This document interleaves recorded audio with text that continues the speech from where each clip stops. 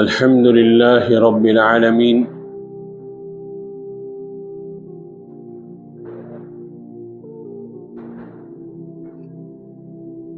آپ کے دوست کا ہے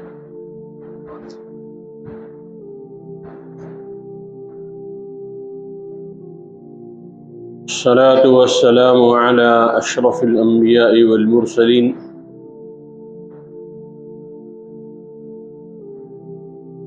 وعلى كل من دعا بدعوته وسن بسنته واهتدى بهديه إلى يوم الدين.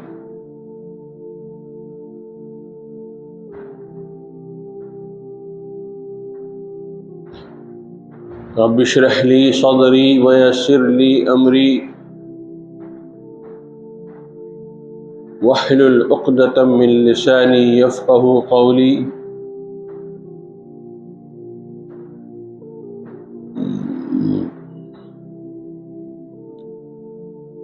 سبحانك لا علم لنا إلا ما علمتنا إنك أنت العليم الحكيم.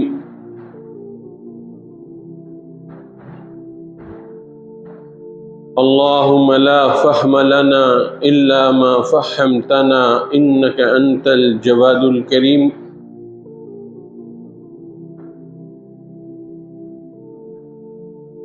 يا معلم إبراهيم علمنا ويا مفهم سليمان فهمنا.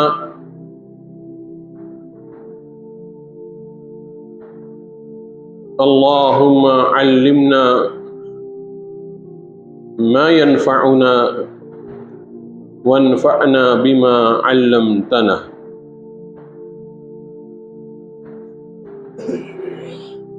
دعا فرمائے اللہ تعالیٰ اس مختصر سے وقت میں حسن نیت کے ساتھ صحیح بات کہنے کی، اس کو سمجھنے کی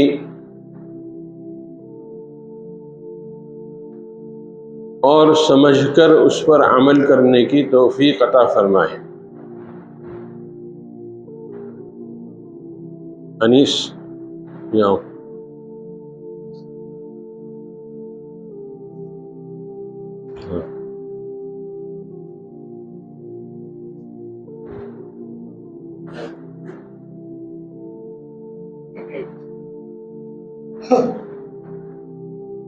قبل سو گئے.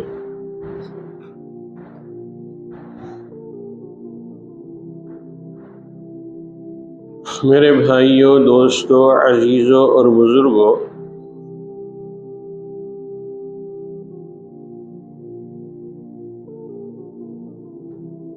ہر عمارت کی ایک بنیاد ہوتی ہے،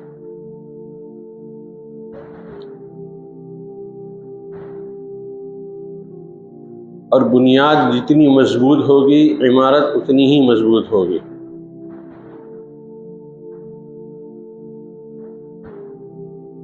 بنیاد میں اگر کمی واقع ہوگی، نقص ہوگا، کمزوری ہوگی، تو عمارت بھی اتنی ہی کمزور ہوگی.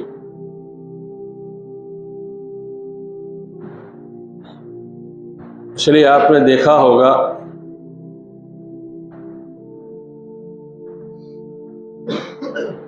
جو تعمیرات کے فن جانتے ہیں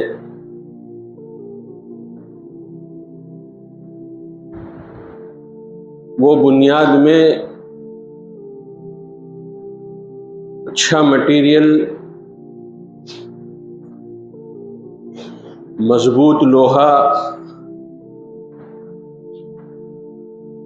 یہ استعمال کرتے ہیں.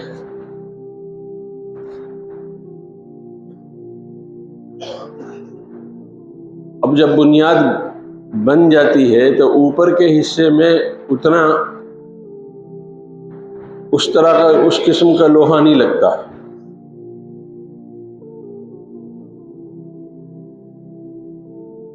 بلکہ انجینئر جو تجویز کرتا ہے اس قسم کا مٹیریل اور اس قسم کا لوہا لگتا ہے۔ تو بنیاد کا مٹیریل کچھ اور ہوتا ہے اور اوپر کی تعمیر کا مٹیریل کچھ اور ہوتا ہے۔ لیکن یہ بات پکی ہے کہ جتنی عمارت اگر مضبوط کرنا ہے تو اسی کے اعتبار سے اس کے بنیاد کو مضبوط کرنا ہوگا۔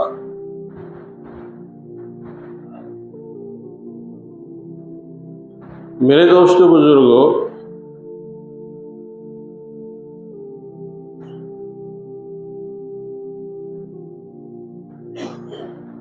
یہی حال تعلق مع اللہ کا ہے۔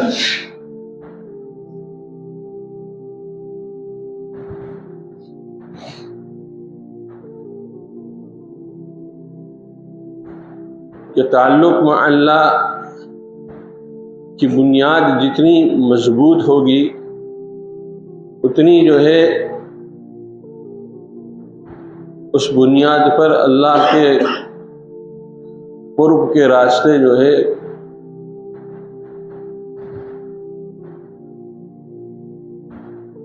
وہ قائم ہوں گے۔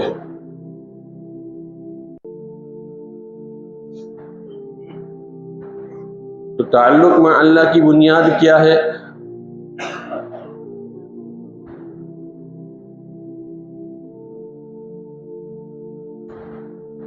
تعلق مع اللہ کی بنیاد جو ہے وہ ہے توبہ۔ کیا ہے؟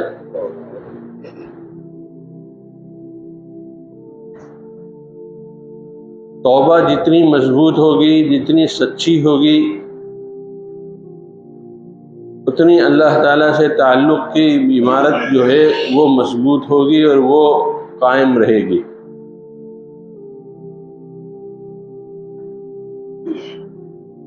اور توبہ میں جتنا بھی کمی ہوگی، جتنا نقص ہوگا، تو تعلق مع اللہ کی عمارت میں اسی اعتبار سے نقص اور کمی وابستہ ہوگی۔ اس لیے فرماتے ہیں کہ سب سے پہلی صفت وہ ہے سچے دل سے توبہ کرنا۔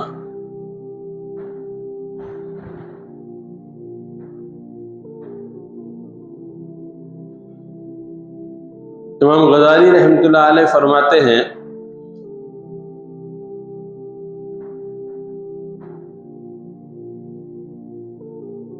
کہ حق تعالیٰ فرماتے ہیں کہ مسلمانوں تم سب اللہ کی طرف رجوع کرو،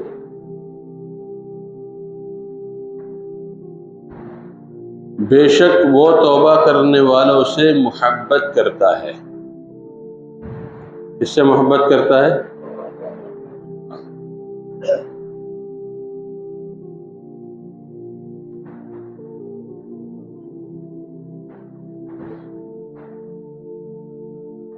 عجیب نقطہ ہے، سمجھانے والوں نے سمجھایا ہے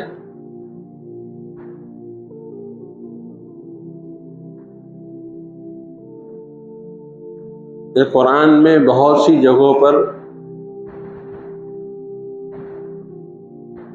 اللہ کے تعلق کو مشروط کیا ہے صفات سے۔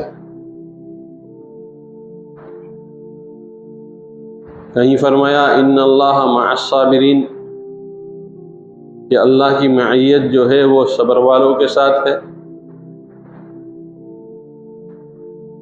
کہیں فرمایا قانتین، قناعت کرنے والوں کے ساتھ ہے۔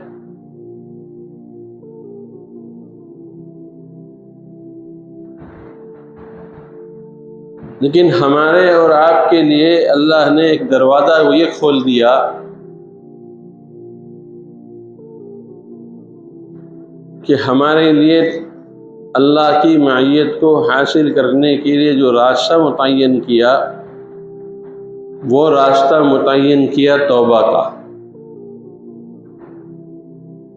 ان اللہ یحب التوابین، کہ اللہ توبہ کرنے والوں سے محبت کرتا ہے۔ کتنا آسان ہو گیا ہمارے اور آپ کے لیے۔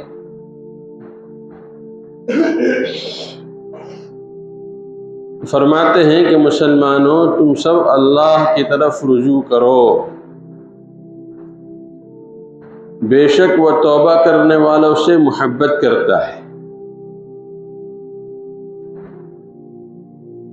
اور جناب محمد الرسول اللہ صلی اللہ تعالی علیہ وسلم فرماتے ہیں کہ جس نے گناہ کے بعد توبہ کر لی وہ گویا بے گناہ ہو گیا۔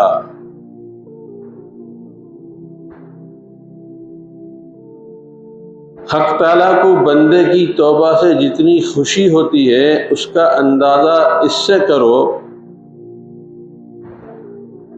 کہ اگر مثلا کوئی شخص کسی بے آب و گیا اور دہشتناک جنگل میں پہنچ جائے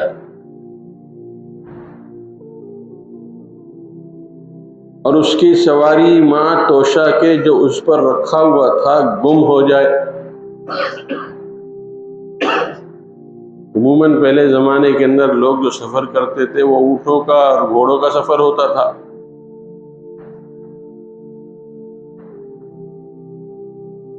سفر کے دوران جو ہے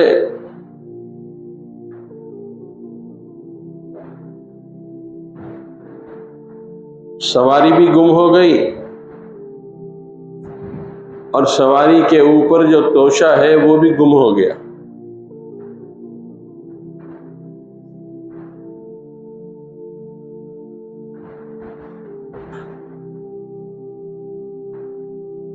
وہ اس کو ڈھونڈتا ڈھونڈتا تھک جائے، سواری کو ڈھونڈتے ڈھونڈتے، اس لیے کہ اس کو معلوم ہے کہ یہی میری زندگی ہے اور یہی میرے سفر کا سہارا ہے، تو آدمی اس کو ڈھونڈنے کی جتنی بھی محنت کرے اتنا کم ہے، تو وہ بھرپور محنت کرتا ہے تاکہ سواری مل جائے۔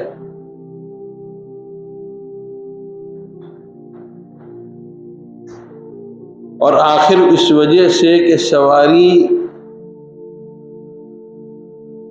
کے بغیر نہ جنگل سے باہر نکل سکتا ہے اور نہ توشے کے بغیر فاقے کی موت سے بچا جا سکتا ہے، نہ سفر طے کر سکتا ہے، اس کے لیے سواری نہیں ہے، اور نہ کچھ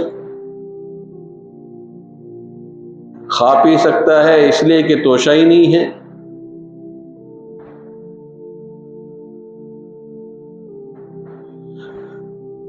ایسے حال میں وہ زندگی سے مایوس ہو جائے کہ نہ پیدل چلنے کی طاقت ہے اور نہ وہاں آب و دانہ میسر آنے کی امید،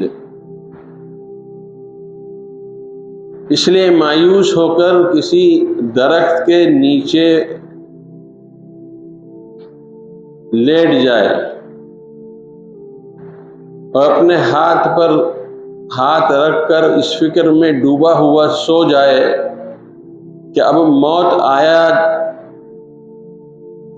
آنا چاہتی ہے، اور پھر دفعتاً اس کی آنکھ کھل جائے۔ ایسی حالت میں آدمی مایوس تو ہو ہی جائے گا نا، اس لیے کہ سارے امیدوں کے راستے بند ہو گئے ہیں۔ آدمی مایوس ہو کر جو ہے درخت کے سایہ دار درخت کا سائے کے نیچے بیٹھ جاتا ہے کہ میں ادھر ادھر بھٹک کر کیوں مروں، موت آنی ہے تو یہیں آ جائے گی، سکون سے آ جائے گی۔ یہی سوچتے سوچتے اس کی آنکھ لگ گئی، وہ سو جائے۔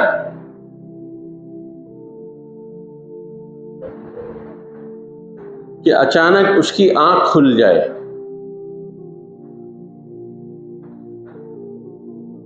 اور وہ دیکھے کہ اس کی کھوئی ہوئی سواری اس کے پاس کھڑی ہے اور کھانے پینے کا سامان جو اس پر لدا ہوا تھا وہ بھی عین ہی موجود ہے،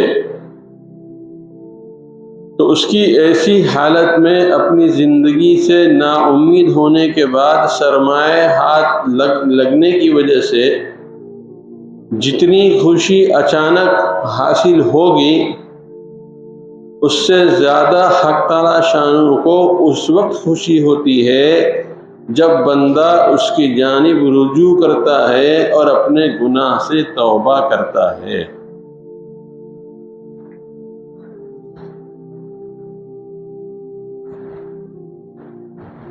یہ ہے مثال دی ہے کہ اللہ کے اپنے بندے کے سے جو کہ لوٹنے کی اور توبہ کرنے کی جو خوشی ہے وہ اس آدمی کی جیسی ہے جو آدمی سواری کھو بیٹھا ہے، توشہ ضائع ہو چکا ہے اور اچانک اس کو مل جائے تو جو خوشی ہوگی اتنی خوشی اللہ کو ہوتی ہے جب بندہ اللہ کی طرف رجوع کرتا ہے۔ اور بعض حدیث میں یہ جملہ نقل کیا گیا ہے کہ خوشی کے مارے وہ چیخ پڑتا ہے کہ انت عبدی و انا ربک، کہ اللہ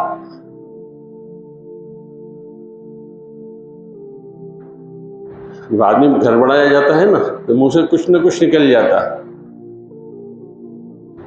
تو اس کے خوشی کے مارے اس کے منہ سے نکلتا ہے انت عبدی، اے اللہ آپ میرے بندے ہیں، وہ انا ربک اور میں آپ کا رب ہوں۔ تو آپ اندازہ لگاؤ اللہ کو اپنے بندے کی توبہ سے کتنی خوشی ہوتی ہے۔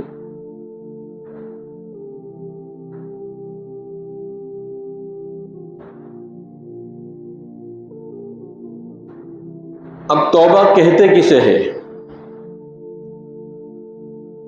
فرماتے ہیں کہ توبہ کے معنی رجوع کرنے اور دور سے قریب لوٹنے کے ہے۔ ایک بندہ اللہ سے دور ہو گیا ہے،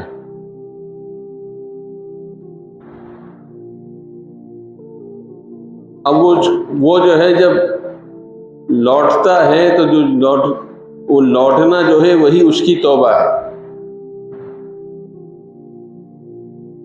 اس لیے کہ اللہ سے دوری ہو گئی تھی گناہوں کی وجہ سے، اب لوٹ آیا،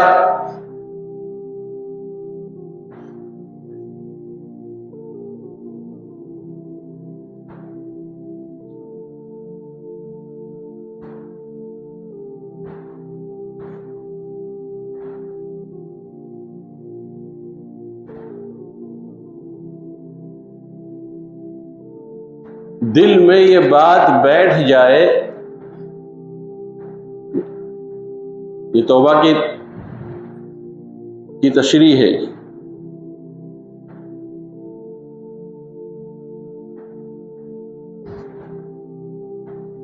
کہ گناہ سم قاتل اور تباہ کرنے والی شے ہے۔ گناہ کیا ہے؟ زہر ہے۔ کہ بھئی کوئی دانا اور بینا اور ہوش مند آدمی چکھنے کے لیے بھی زہر رکھتا ہے منہ میں؟ میں ذرا چکھ لوں کیسا ٹیسٹ ہے اس کا، کوئی نہیں رکھتا۔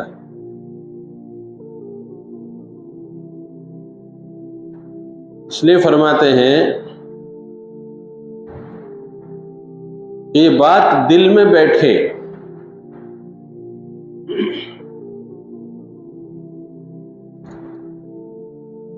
کہ گناہ سم قاتل اور تباہ کرنے والی شے ہے،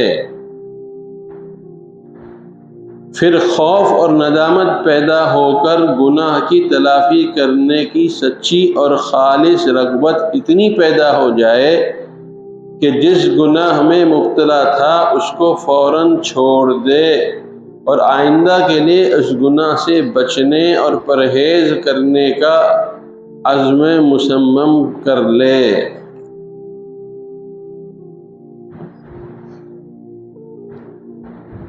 جب ذہن میں یہ بات بیٹھ جائے گی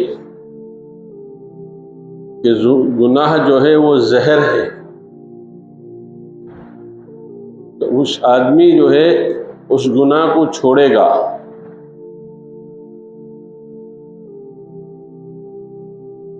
اور یہ ارادہ کر لے گا کہ آئندہ میں جو ہے کوئی گناہ نہیں کروں گا۔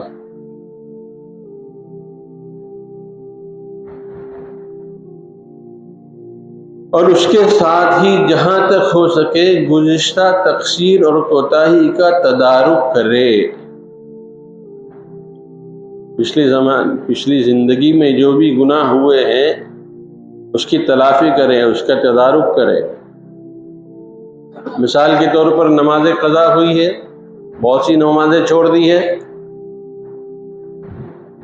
چاہے جان بوجھ کر چھوٹی ہو، چاہے بھولے سے چھوٹی ہو، چاہے سفر کی وجہ سے چھوٹی ہو، چاہے بیماری کی وجہ سے چھوٹی ہو، تو ان نمازوں کی قضا کر لے۔ ان نمازوں کی کیا کرے؟ قضا کرے۔ یہ تدارک ہے، یہ تلافی ہے ان نمازوں کی جس نمازوں کو چھوڑا ہے۔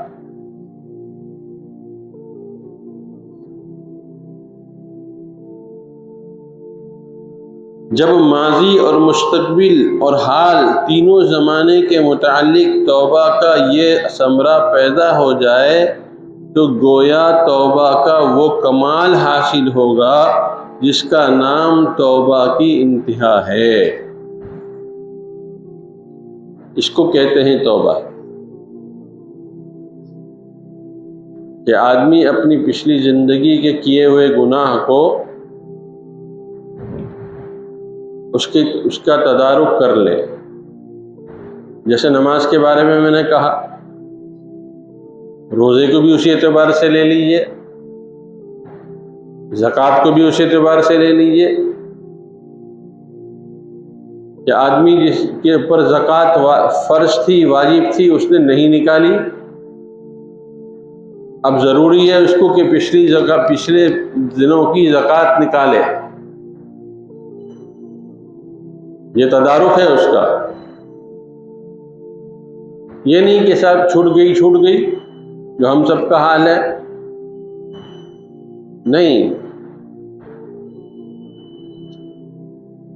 جو پچھلے اعمال چھوٹے ہیں ان اعمال کی تلافی کرنا، اسی کا نام توبہ ہے۔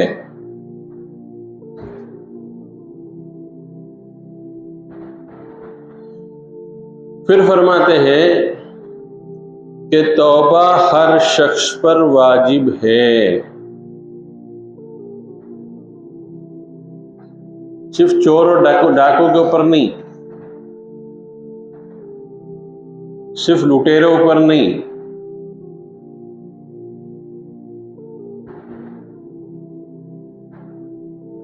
صرف انہی پر توبہ واجب نہیں ہے، بلکہ توبہ تو ہم پر اور آپ پر بھی واجب ہے، ہر شخص پر واجب ہے۔ توبہ کے معنی اور حقیقت سمجھنے کے بعد واضح ہو گیا ہوگا کہ توبہ ہر شخص پر واجب ہے، کیونکہ حق تعالی شانہ تمام مسلمانوں کو مخاطب بنا کر فرماتے ہیں کہ اے ایمان والو، تم سب توبہ کرو تاکہ فلاح پاؤ، چونکہ توبہ کی حقیقت یہ ہے کہ گناہوں کی اخروی زندگی کے لیے سم قاتل اور مہلک سمجھے اور ان کے چھوڑنے کا عزم کرے، اور اتنا مضمون ایمان کا جز ہے، ہر مومن پر اس کا واجب اور ضروری ہونا تو ظاہر ہی ہے۔ اللہ نے کس کو مخاطب بنایا ہے؟ ہر ایمان والے کو مخاطب بنایا۔ صرف گنہگار بندوں کو مخاطب نہیں کیا، بلکہ ہر ایمان والے کو مخاطب بنایا ہے کہ تم توبہ کر لو تاکہ تم کامیاب ہو جاؤ۔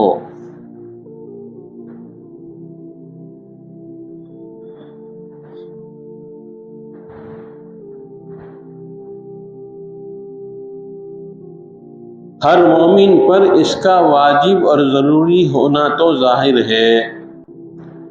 اب رہا تمام بنی آدم اور ہر فرد بشر کا توبہ کا وجوب، سو اس کی وجہ یہ ہے کہ آدمی 4 قسم کی صفات سے مرکب ہے۔ کتنے قسم کے آدمی ہیں؟ آدمی 4 قسم کے ہیں۔ نمبر 1، حرص و شہوت اور فسق و فجور، جو بہائم کی خصلت ہے۔ ایک آدمی وہ ہے جس کے اوپر جو ہے جانوروں کی صفت غالب ہے۔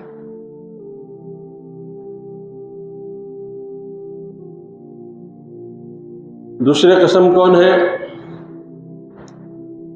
غصہ، حسد، بغض، عداوت کا مادہ اس کے اندر موجود ہے، جو درندوں کی صفت ہے۔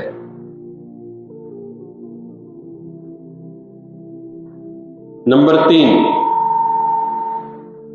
مکر و فریب اور دھوکہ دہی، مکاری اس میں رکھی ہوئی ہے، جو شیطانی صفت ہے۔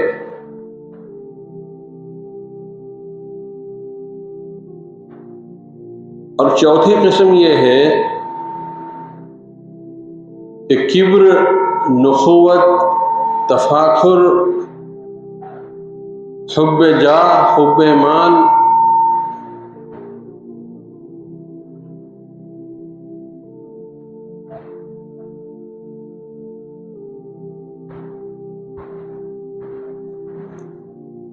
غلبہ اور عزت کی طلب کا مادہ اس میں موجود ہے۔ یہ چوتھی قسم ہوئی۔ اب ہر آدمی اپنا محاسبہ اور جائزہ لے کہ اس کے اندر کون سی صفت ہے۔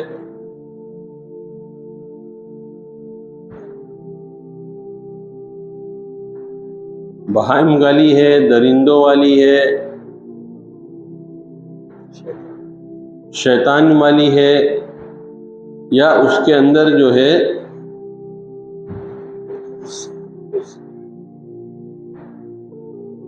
حب جاہ اور حب مال کی صفت ہے۔ اگر ہم اپنا محاسبہ اور جائزہ لیں گے تو کوئی نہ کوئی صفت ہمارے اندر ہم پائیں گے، اور چاہے جس کے اندر کون سی ہی صفت کیوں نہ ہو، اس صفت کے ہوتے ہوئے اس کو جو ہے اللہ کا تعلق نہیں مل سکتا۔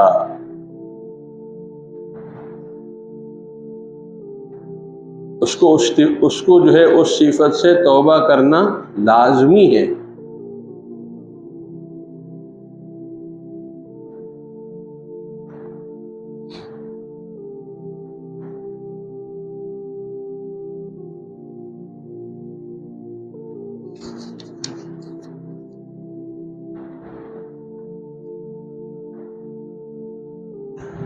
کوئی انسان کسی وقت بھی گناہ سے خالی نہیں۔ بات سمجھ میں آ رہی ہے آپ لوگوں کے؟ کوئی انسان کسی وقت بھی گناہ سے خالی نہیں ہے۔ چونکہ کوئی انسان کسی وقت بھی گناہ سے خالی نہیں ہے، اس لیے کوئی وقت بھی ایسا نہ ہوگا جس میں کوئی شخص توبہ سے مستغنی ہو جائے۔ توبہ سے مستغنی ہو ہی نہیں سکتے، اس لیے کہ ہر حال میں گناہ ہوتے ہیں۔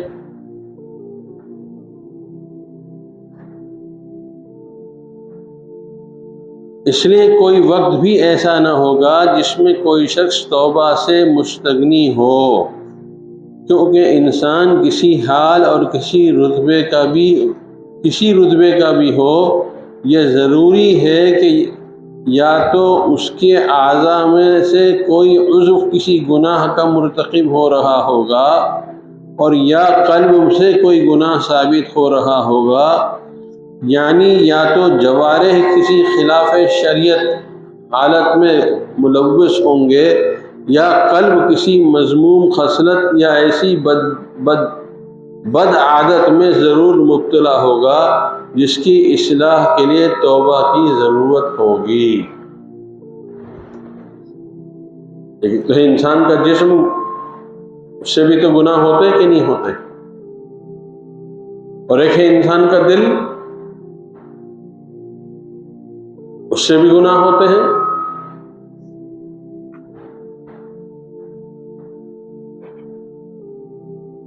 معصوم اور بے گناہ کو بھی توبہ کی ضرورت ہے، کہ بھئی کسوں کا ضرورت ہے؟ ہم تو گنہگار ہیں ہی ہیں، لیکن معصوم اور بے گناہ کو بھی توبہ کی ضرورت ہے۔ اور اگر یہ بھی مان لیا جائے کہ کوئی انسان فرشتہ سیرت اور ایسا مہذب بن گیا کہ اس کی کوئی عادت اور کوئی خصلت بھی ایسی نہیں جس کو اصلاح کی ضرورت ہو، تب بھی کوئی وقت تو ایسا ضرور ہوگا جس میں حق تعالی شانو کی یاد سے اس کو غفلت ہوگی۔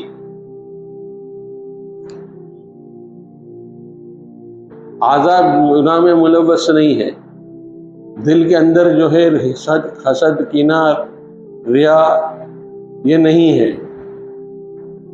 لیکن اس کے باوجود غفلت ایک ایسا مرض ہے جو ہر وقت کسی پر بھی طاری ہو جاتا ہے۔ چونکہ حق تعالی شانو کا حکم ہے کہ جب اپنے پروردگار کو بھولو تو فوراً یاد کر لو، جب اپنے پروردگار کو بھول جاؤ تو فوراً یاد کر لو۔ اس لیے پھر بھی اس حالت سے رجوع کرنے اور غفلت سے یاد کی طرف پلٹنے کی ضرورت ہوئی، اور اسی رجوع کا نام توبہ ہے۔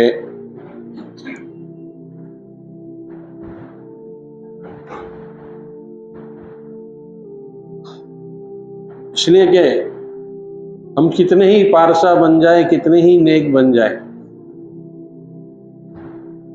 لیکن غفلت تو کہیں نہ کہیں ہماری زندگی میں رہتی ہی ہے۔ تو اس غفلت سے نکلنا اور اللہ کی یاد میں آنا یہ ضروری ہے۔ اور غفلت مستقل ایک گناہ ہے، غفلت مستقل ایک گناہ ہے، اس لیے کہ جتنے بھی جرائم ہوتے ہیں اور جتنی بھی کمزوریاں ہوتی ہے اور جتنا بھی اللہ کے حکم کی خلاف ورزی ہوتی ہے، وہ کس کی وجہ سے ہوتی ہے؟ وہ غفلت کی وجہ سے ہوتی ہے۔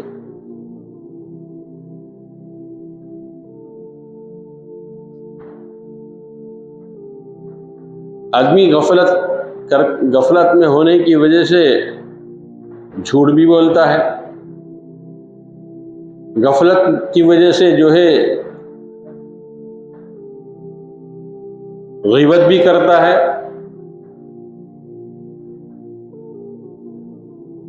تو خلاصہ یہ نکلا کہ غفلت جو ہے سارے گناہوں کی جڑ ہے۔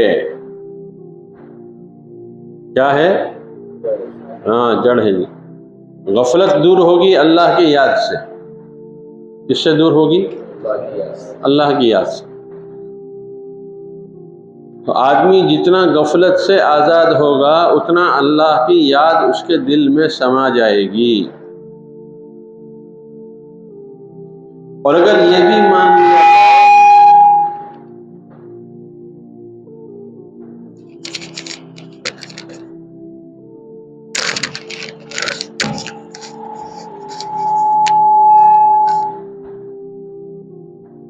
اور اگر یہ بھی مان لیا جائے کہ کوئی شخص خدا کی یاد میں ہر آن مستغرق اور محو ہے کہ کوئی لحظہ بھی قلب کو غفلت نہیں ہوتی، اگرچہ اس درجے استغراق بلکہ قریب قریب ناممکن ہے، تاہم اگر ایسا مان بھی لیا جائے تو ہم کہیں گے کہ انسان جس مقام اور جس مرتبے میں سے ہے اسے اعلی مرتبہ میں پہنچنے سے پہلے پہلے بھی توبہ کا محتاج ہے،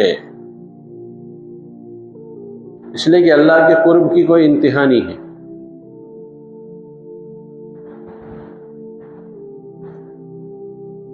یہ ایسا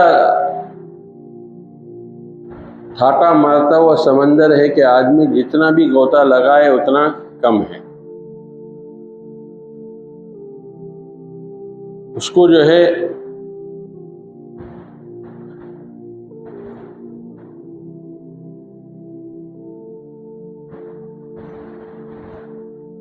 نیک اور پارسا بننے کے باوجود جو ہے اس پر غفلت طاری رہتی ہے۔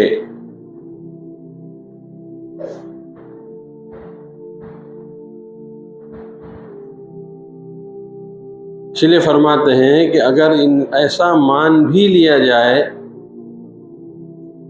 تو ہم کہیں گے کہ انسان جس مقام اور جس مرتبے میں ہے اس سے اعلی مرتبے میں پہنچنے سے پہلے پھر بھی توبہ کا محتاج ہے، کیونکہ ہر مقام اور ہر مرتبہ اپنے اعلی اور مافوق مقام مرتبہ کے اعتبار سے ناقص کہلاتا ہے، اور ناقص سے باہر نکلنا اور عالی و کمال پر پہنچنا ہر شخص پر لازم ہے۔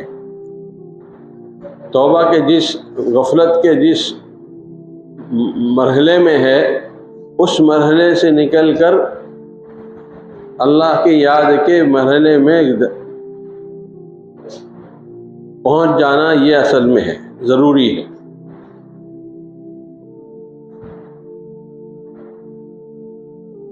بس جب تک بھی اس میں رہے گا تو ضرور توبہ کا محتاج رہے گا، اور جب دوسرے درجے پر پہنچے گا تو چونکہ وہ درجہ بھی اپنے مافوق درجے کے اعتبار سے ناقص ہے، اس لیے جب تک اس سے باہر نہ نکلے اور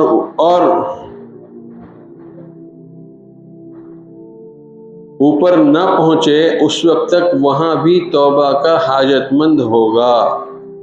اسی طرح سلسلہ چڑھتا رہے گا کہ جو ترقی کرے گا توبہ کا ضرورت مند رہے گا۔ جتنا بھی آگے بڑھتے چلے جاؤ توبہ کی ضرورت ہر وقت ہے اور ہر شخص کے لیے ہے۔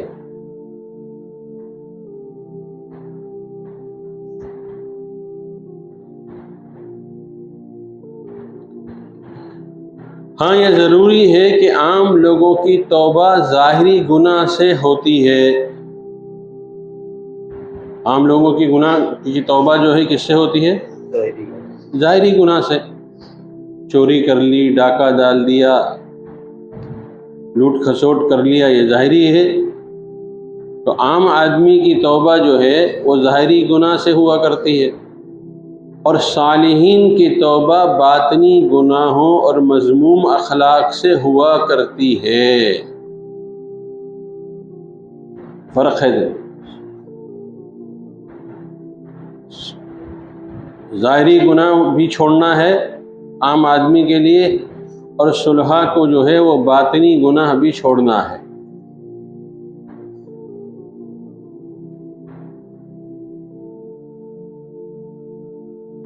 اور مذموم اخلاق سے ہوا کرتی ہے، اور متقین کی توبہ شک و شبہات کے ابتلا سے ہوتی ہے، اور محبین کی توبہ اس غفلت سے ہوتی ہے جس نے ذکر الہی کو کسی لحاظ میں پھیلا دیا تھا، اور عارفین کی توبہ اس مقام سے ہوتی ہے جس پر پہنچے ہیں، مگر اس کے مافوق اور دوسرا مرتبہ ہے جس پر پہنچنا ابھی باقی ہے۔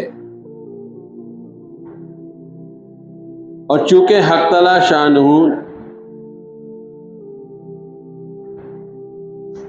کے قرب کے مراتب و مقامات غیر متناہی ہے اور بے شمار ہے، اس لیے عارفین کی توبہ کا کوئی منتہا نہیں اور نہ اس کے خاتمے کا کوئی وقت متعین ہے۔ اس میں نے کہا نا کہ اللہ کا تعلق جو ہے ایک ایسا سمندر ہے، اس میں آدمی جتنا بھی غوطہ لگائے اتنا کم ہے۔ عارفین جو ہے چاہے کتنے ہی مقام پر پہنچ جائے پھر بھی ان کو توبہ ان کے لیے ضروری ہے۔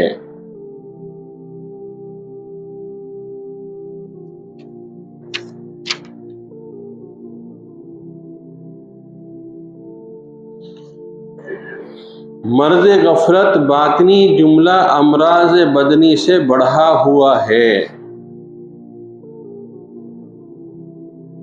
خوب یاد رکھو کہ غفلت کا باطنی مرض بخار، جاڑا، پھنسی، پھوڑا وغیرہ یعنی جسم کے ظاہری اور امراض سے بہت بڑھا ہوا ہے، اور اس کی کئی وجہ ہے۔ اول تو اس وجہ سے ہے کہ بدن کے امراض نظر آتے ہیں اور یہ مرض نظر نہیں آتا۔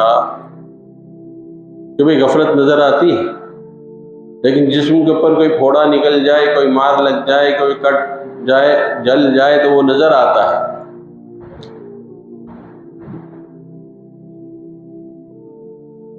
لیکن غفلت نظر نہیں آتی، اس وجہ سے کہ بدن کے امراض نظر آتے ہیں اور ہر مرض نظر نہیں آتا۔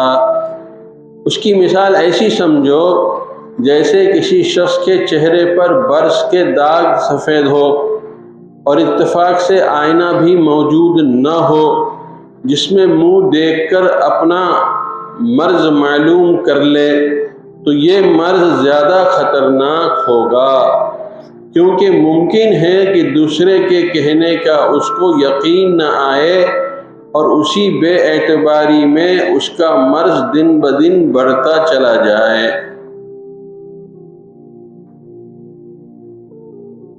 کوئی ایسی شکل نہیں ہے کہ آدمی جو ہے اپنے مرض کو دیکھ سکے، اور اگر کوئی ہمدرد اس کو بتاتا بھی ہے تب بھی ضروری نہیں کہ وہ یقین کر لے۔ اس کی وجہ سے جو ہے مرض جو ہے اور گہرا ہوتا جاتا ہے۔ دوسری وجہ یہ ہے کہ اس وجہ سے کہ غفلت کے باطنی امراض کا انجام انسان نے دیکھا نہیں، اور اس انجام کے نہ دیکھنے ہی کی وجہ سے حق تعالیٰ کی معافی پر بھروسہ کر کے ایسا مطمئن اور بے فکر ہو بیٹھا کہ علاج کی طرف مطلق توجہ نہیں کرتا۔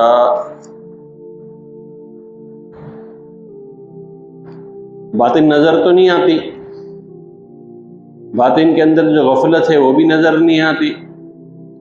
اب آدمی مطمئن ہے،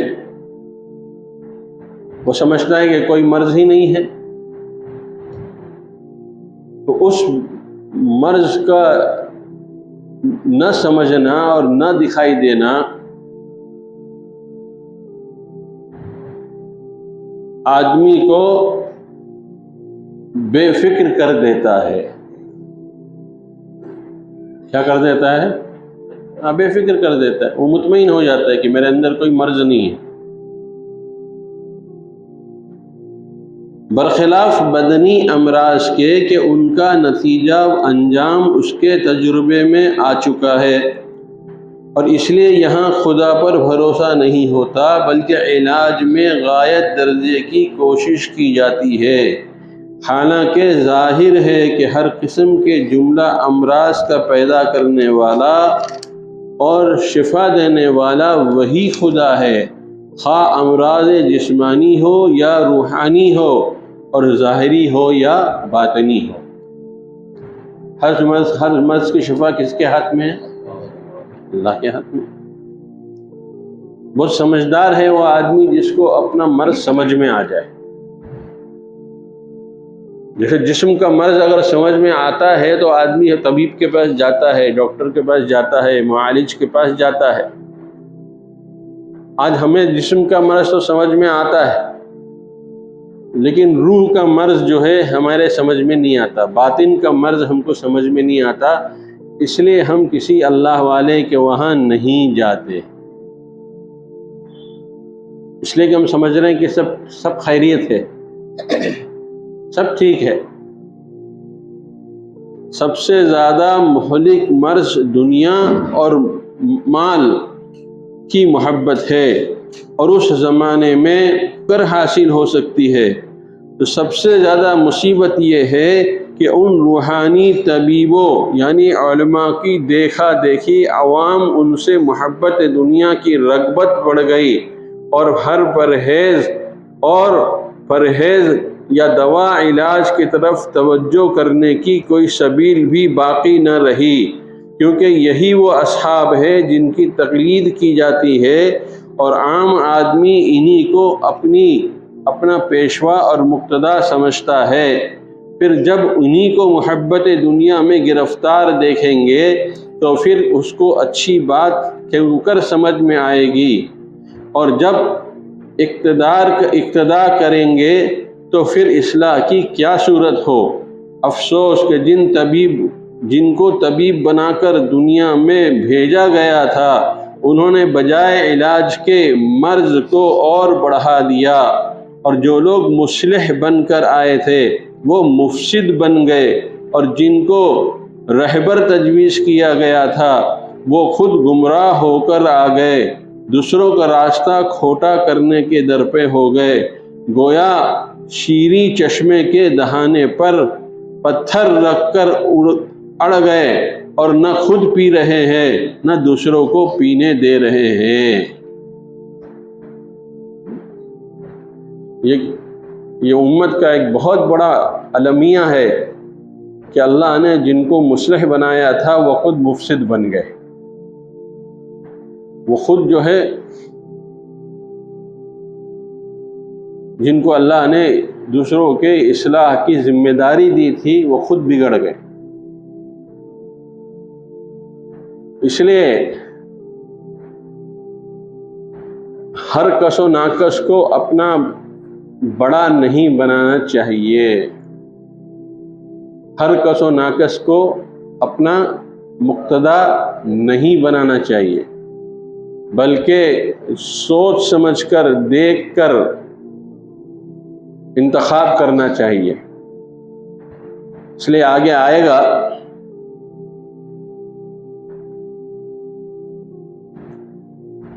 کہ کن علماء کی اتباع کرنا ضروری ہے، کس کو اپنا شیخ اور اپنا جو ہے مربی بنائے، کس کو بنائے، ورنہ آدمی تو ایک ہی لباس کے اندر سب ہے، اس لباس کے اندر کھرے کھوٹے کی پہچان نہیں ہوتی۔ آدمی جب برتتا ہے تب پتہ چلتا ہے، جب معاملہ کرتا ہے تب پتہ چلتا ہے۔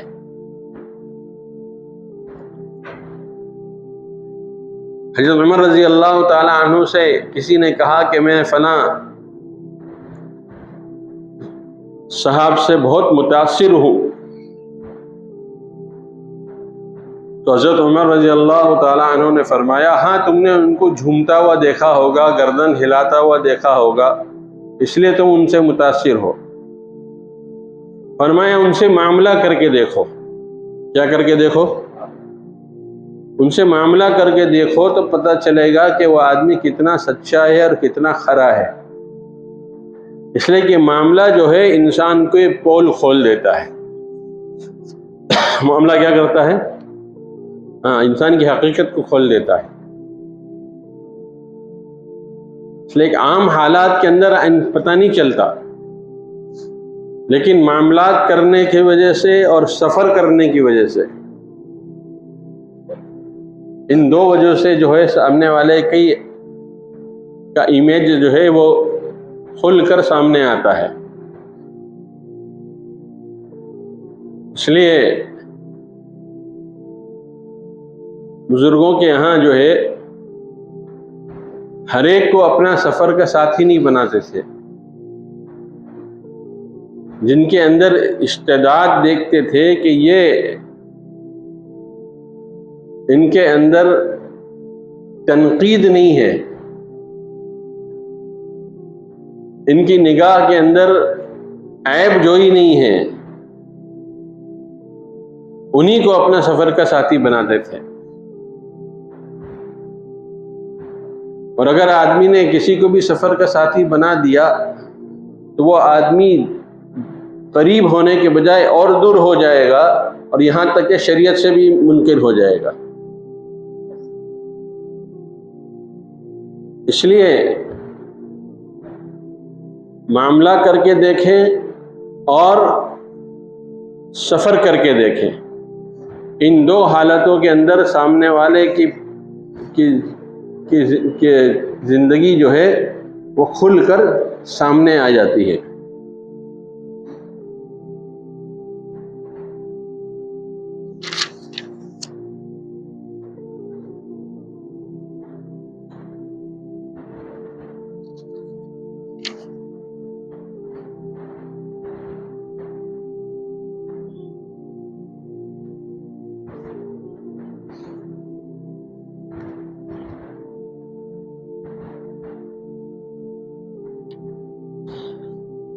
آگے فرماتے ہیں کہ گناہ پر جو سزا حق تعالی شانو نے تجویز فرمائی ہے وہ گناہ کرتے ہی دست بدست نہیں ملا کرتی۔ یعنی یہ نہیں کہ صاحب گناہ کیا اور فوراً پکڑ ہو گئی۔ اسی لیے اس آدمی جو ہے جری ہوتا ہے اور کہتا ہے کہ میرے ساتھ کیا ہے، میرے پاس تو مجھے تو ابھی تک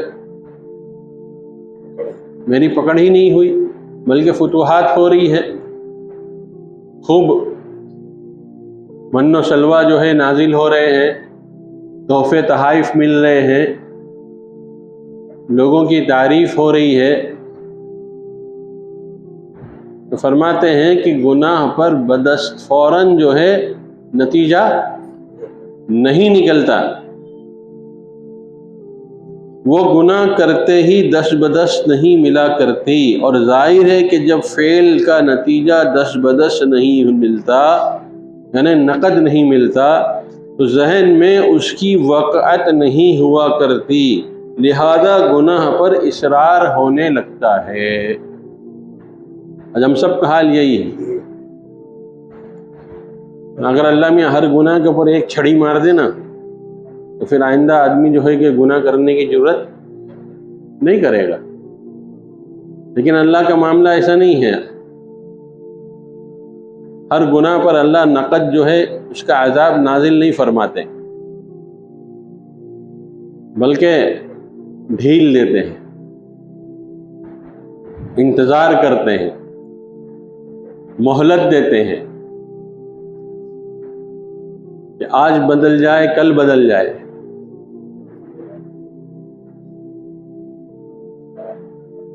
اس لیے فرماتے ہیں کہ گناہ پر فوراً نقد کوئی انجام اللہ میاں کی طرف سے ظاہر نہیں ہوتا، اور جس کی وجہ سے آدمی گناہ پر اصرار کرنے لگتا ہے۔ اس کا علاج یہ ہے کہ سوچنا اور جاننا چاہیے کہ جو چیز ایک نہ ایک دن ضرور آنے والی ہے وہ قریب ہی ہے، کیونکہ بعید تو اس کو کہنا چاہیے جو آئے نہیں، اور جو ایک دن آنے والی ہے وہ بعید نہیں ہے۔ آج نہیں تو کل اللہ کی طرف کی پکڑ آنے ہی والی ہے۔ جو ابھی پکڑ آنے والی ہے تو وہ دور نہیں ہے، وہ پکڑ سمجھو قریب ہی ہے۔ یہ الگ بات ہے کہ فوری طور پر پکڑ نہیں ہو رہی ہے، لیکن وہ پکڑ ہو کر رہے گی۔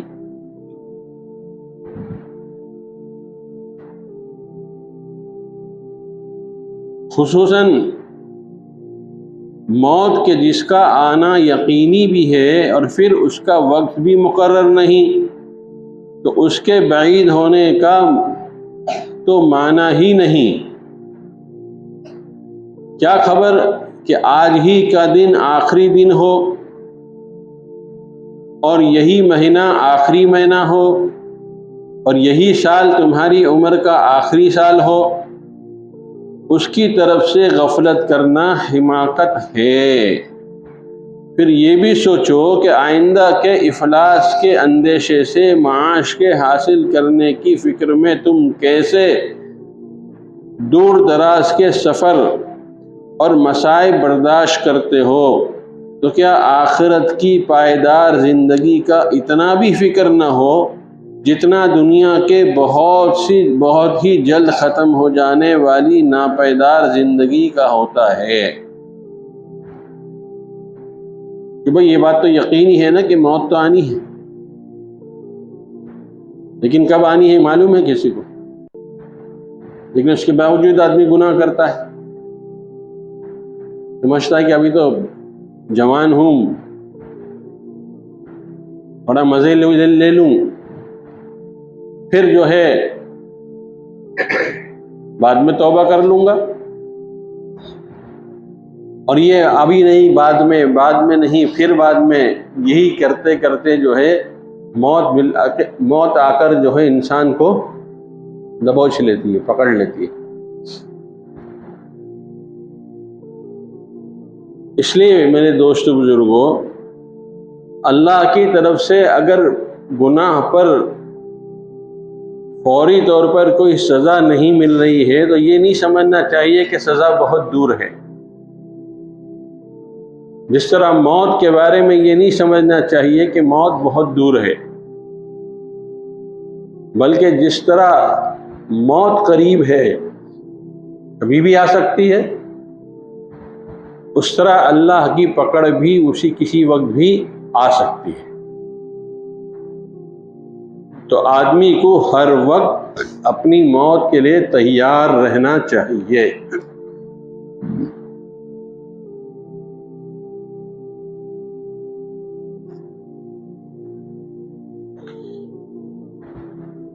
دوسرا سبب یہ ہے کہ نفس کو اپنی مرغوب خواہشوں اور لذتوں میں مزہ آ رہا ہے، لہذا ان کا چھوڑنا اس کو ناگوار گزرتا ہے۔ گناہ میں کیا ہے؟ کہ بھئی گناہ میں کیا ہے؟ ارے بولو، گناہ میں لذت ہے، اور عمل میں کیا ہے؟ مشقت ہے۔ لیکن چونکہ آدمی کو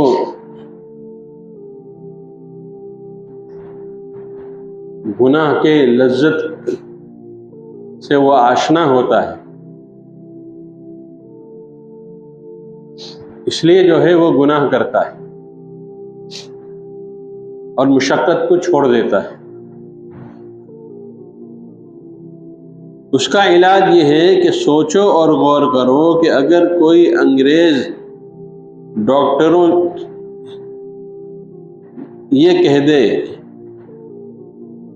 میاں ٹھنڈا پانی تمہیں مضر ہے، تم اس کے پاس بھی نہ جانا ورنہ مر جاؤ گے، تو میں تم سے پوچھتا ہوں کہ ڈاکٹر کی اس نصیحت کا تم پر کیا اثر ہوگا؟ ظاہر ہے کہ زندگی برباد ہو جانے کے خوف سے ٹھنڈا پانی جیسی لذیذ نعمت بھی تم سے چھوٹ جائے گی۔ آج ہمارا حال یہ ہے کہ نہیں ہے کہ ڈاکٹر کے مشورہ سمجھ میں آتا ہے، ڈاکٹر جن چیزوں کی پرہیز کرنے کو کہتا ہے وہ سمجھ میں آتا ہے، لیکن اللہ کے رسول صلی اللہ تعالی علیہ وسلم جس سے روکتے ہیں وہ ہم کو سمجھ میں نہیں آتا۔ ہمیں جو ہے ڈاکٹر کی بات بھلی لگتی ہے، اس لیے عمل کرتے ہیں، اگر کسی کو ڈائبٹیز ہے اور آپ اس کو ٹھنڈا اور میٹھا شربت دیں تو کیا کہتا ہے وہ؟ نہیں بھائی میں تو نہیں پیوں گا اس لیے کہ مجھے شوگر ہے. وہ بچتا ہے. کیوں بچتا ہے؟ ایسے کہ ڈاکٹر نے کہہ رکھا ہے کہ تم کو شوگر ہو گئی ہے. لیکن اللہ کے رسول صلی اللہ تعالیٰ علیہ وسلم نے کتنی بیماریوں کے بارے میں جو دل کی ہوتی ہے روح کی ہوتی ہے ان کے بارے میں بتایا ہے، لیکن ہم ان بیماریوں سے نہیں بچتے. ہم لیٹس گو کر لیتے ہیں، نظر انداز کر لیتے ہیں. ارے میاں یہ تو مولویوں کا کام ہے، یہ تو بولتے رہتے ہیں. مولوی کوئی اپنے گھر کی بات نہیں بولتا، وہ وہی بولتا ہے جو شریعت بولتی.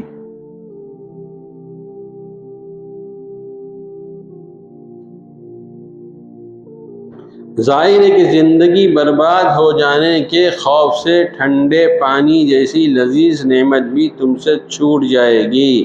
حالانکہ یہ ایک انسان کا قول ہے اور انسان بھی کافر، بس اس میں جھوٹ کے 20 احتمال نکل سکتے ہیں. پھر بھلا خداوند کریم کی مضر بتلائی ہوئی خواہشات کو چھوڑنے میں کیا تعامل ہے؟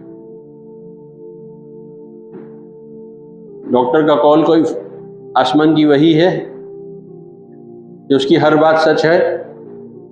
ڈاکٹر کے بعد ہر بات سچ نہیں ہے. وہ جو کچھ کہتا ہے تجربے کی بنیاد پر کہتا ہے. سچ بھی ہو سکتی ہے اور غلط بھی ہو سکتی ہے. اب دیکھ لیجئے نا ڈاکٹر کس کا محتاج بن گیا ہے؟ ہاں؟ رپورٹ کا محتاج ہو گیا ہے. رپورٹ میں جو آیا وہ ڈاکٹر بھی یقین کر لیتا ہے کہ یہ رپورٹ میں جو ہے یہ ہے، اور وہ اسی کا علاج کرتا ہے.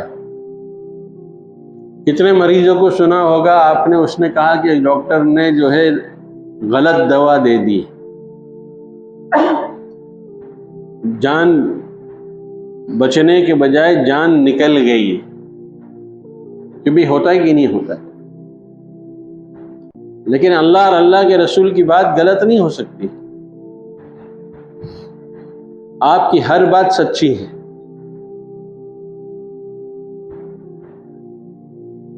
لیکن ہمیں اللہ کے اور اللہ کے رسول کی بات سمجھ میں نہیں آتی. ہم رپورٹ دیکھ کر یقین کرتے ہیں لیکن قرآن دیکھ کر یقین نہیں کرتے. قرآن میں کیا ہے؟ سارے دل کے امراض ہی کی تو ہے،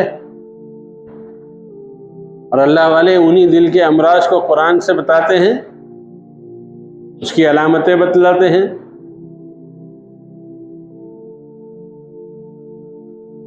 تو اس لیے میرے دوستو بزرگوں، اپنے دل کا علاج کسی روحانی طبیب سے کرانا چاہیے.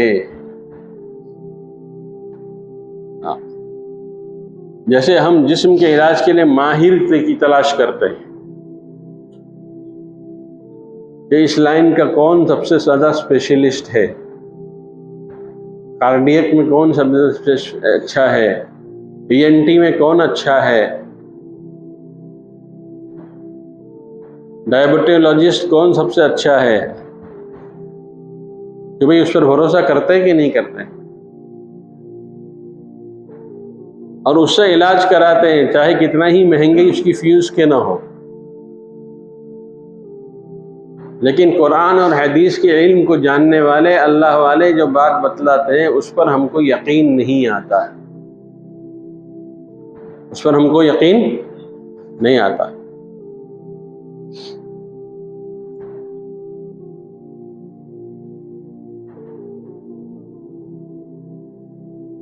پھر بھلا خداوند کریم کی مضر بتلائی ہوئی خواہشات کو توڑنے میں کیا تعامل ہے؟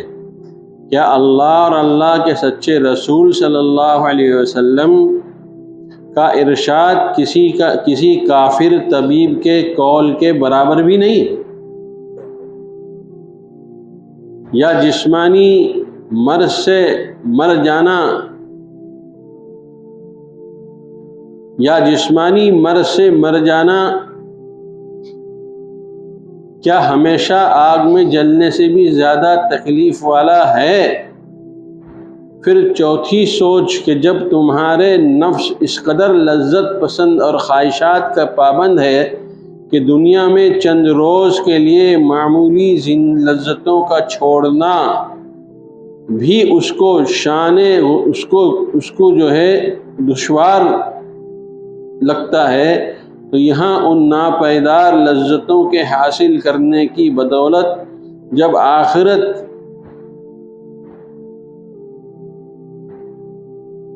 آخرت کی دائمی نعمتیں چھن جائیں گی تو ان کے چھوڑنے اور ہمیشہ ہمیشہ کے لیے آگ میں جلنے کی وہ برداشت کس طرح کرے گا؟ بھائی جسمانی مرض آدمی کو ہوا، اس نے علاج کرایا، زیادہ سے زیادہ کیا ہوگا؟ مر جائے گا۔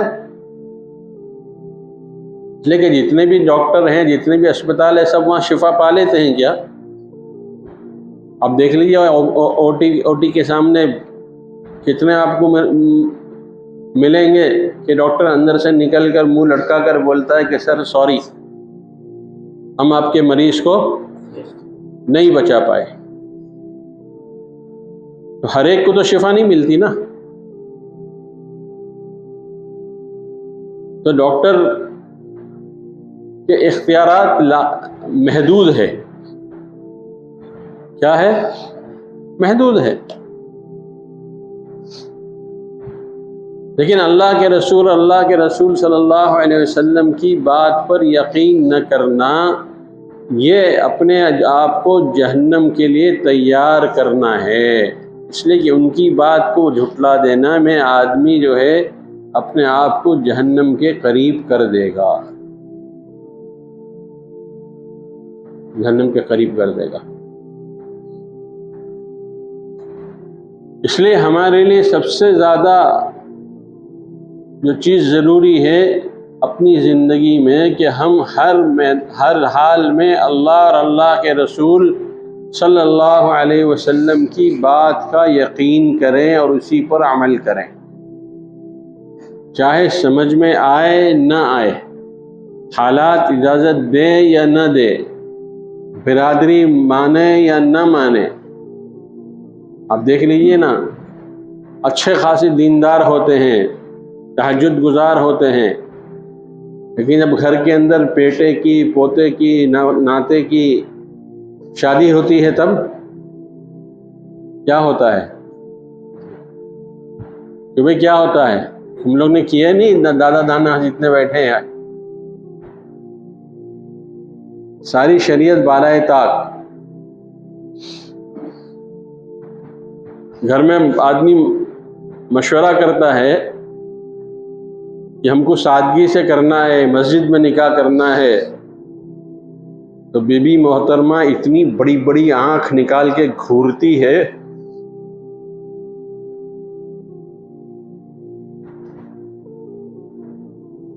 کہ عقل ٹھکانے پہ آ جاتی ہے۔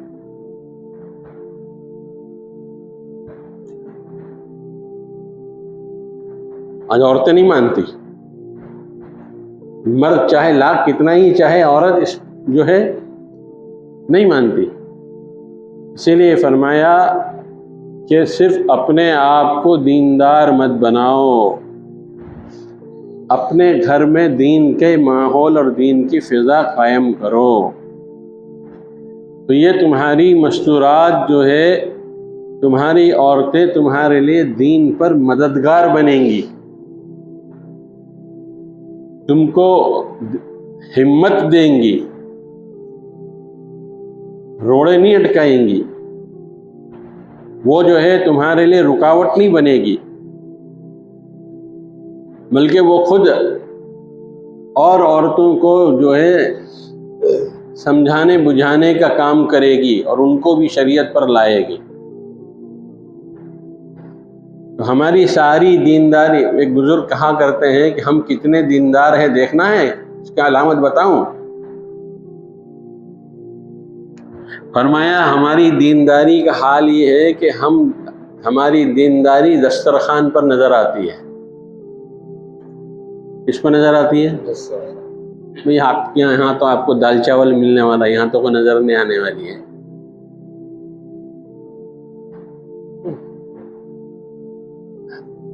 جہاں پر مرغی فرائی ہو، تندوری ران ہو، اب زیادہ نام نہیں لیتا، وہ آپ کے روزے ہی خراب ہو جائیں گے۔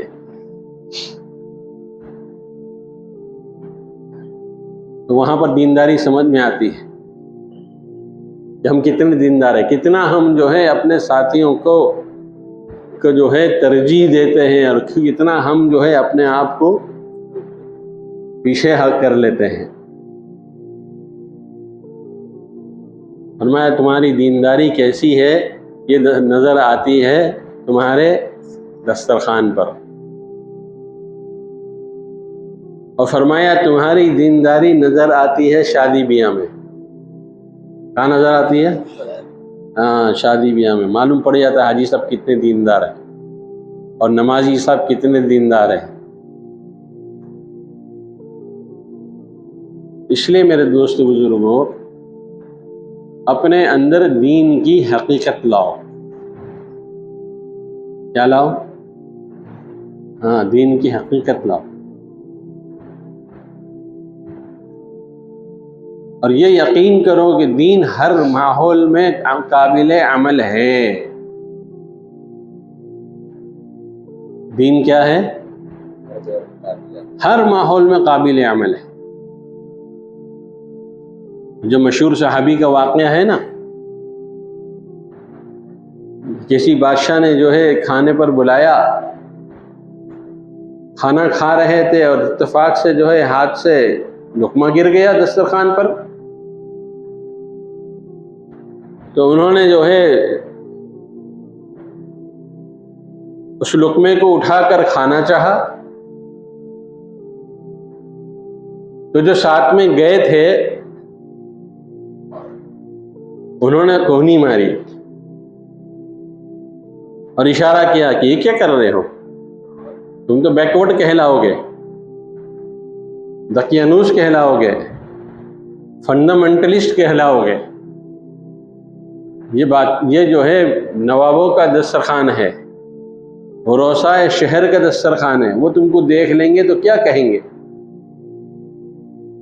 کیا کہا انہوں نے بغیر کسی جھجک کے اس لقمے کو جو دسترخوان پہ گرا تھا اٹھا کر کھا لیا، اور پھر فرمایا اترکوا سنت حبیبی لہؤلاء الحمقاء، کیا میں اپنے پیارے نبی صلی اللہ علیہ وسلم کے طریقے کو اور آپ کی سنت کو ان بے وقوفوں کے لیے چھوڑ دوں؟ تو دین ہر ماحول میں چلے گا کہ بھئی کھوٹا سکہ چلتا ہے، سب جگہ چلتا ہے، کھوٹا سکہ نہیں چلتا، لیکن دین، سچا دین ہر جگہ چلتا ہے، اس لیے کہ دین میں ایک طاقت ہے۔ کیا ہے؟ ہاں، دین میں ایک طاقت ہے۔ دین منواتا ہے، مانتا نہیں ہے، سامنے والے کو گھٹنے ٹیکنے پر مجبور کرتا ہے، خود دبک کر جو ہے بیٹھ نہیں جاتا۔ اس لیے دین کی حقیقت لاؤ گے تو دین ہر ماحول کے اندر کام کرے گا اور ہر ماحول میں چلے گا۔ اس لیے میرے دوستو بزرگوں، دین کو زندگی میں لاؤ اور حقیقت دین لاؤ، رسمی دین نہیں۔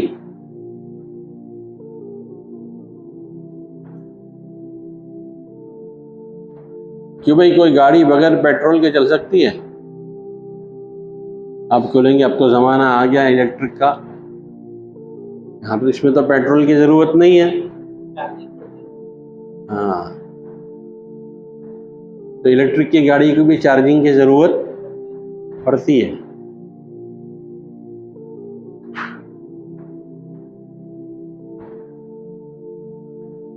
تو دین کو بھی جو ہے اللہ والوں کی صحبت سے چارج کرنا پڑتا ہے۔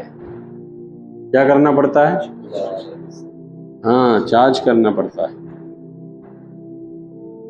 جتنا ہم اللہ والوں کے پاس آئیں گے، جائیں گے، بیٹھیں گے، سنیں گے، اتنے ہمارا دین جو ہے چارجیبل ہوگا۔ اور جب بیٹری چارج ہو جاتی ہے یا پیٹرول پڑ جاتا ہے تو دیکھیے کیسے رفتار سے چلتی ہے،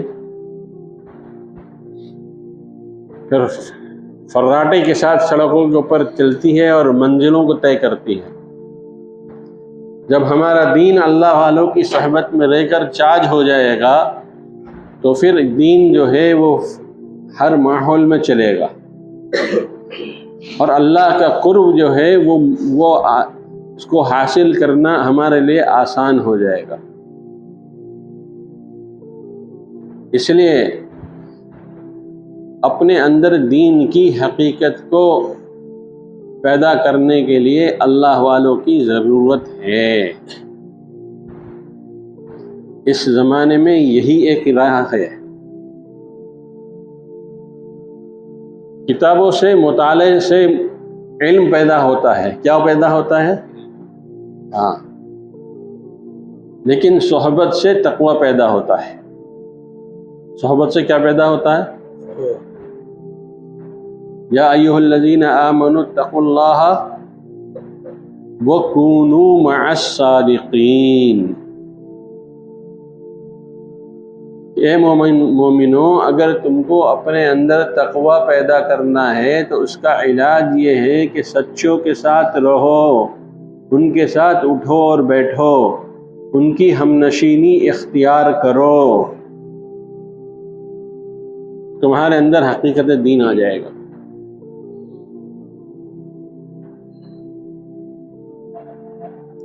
ابھی 12 نہیں بجے، گھڑی مت دیکھو بار بار۔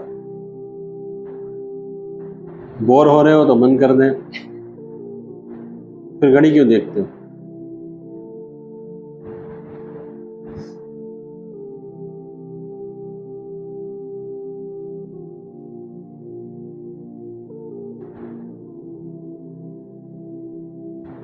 تو علم سے، مطالعے سے جو ہے علم پیدا ہوتا ہے،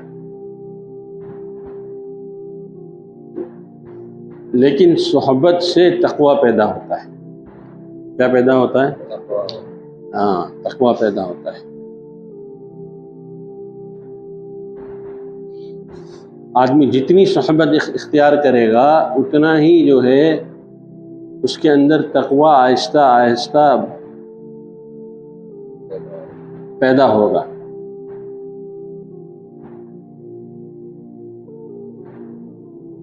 ایک بزرگ گزرے ہیں، ان کا نام تھا محمد بن قاسم۔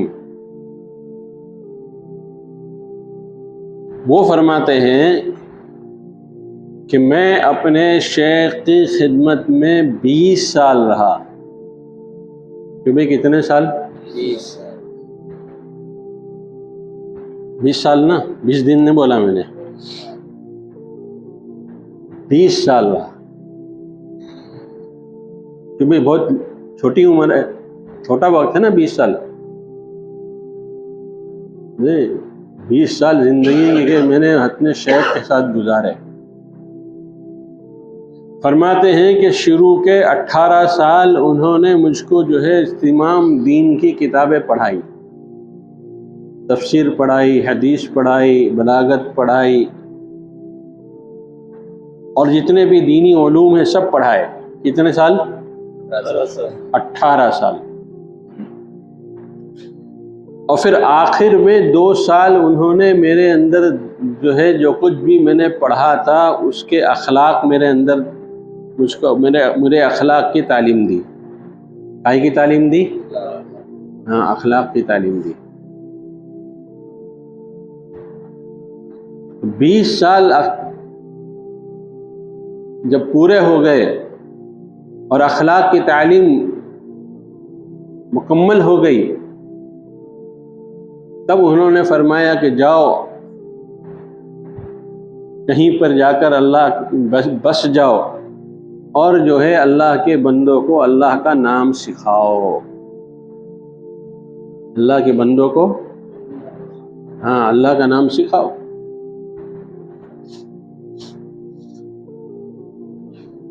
ہم نے اپنے زندگی میں ایک مدرسے میں 3 سال پڑھایا ہے، حدیث کی کتابیں پڑھائی ہیں، ندوے کی شاخ تھی۔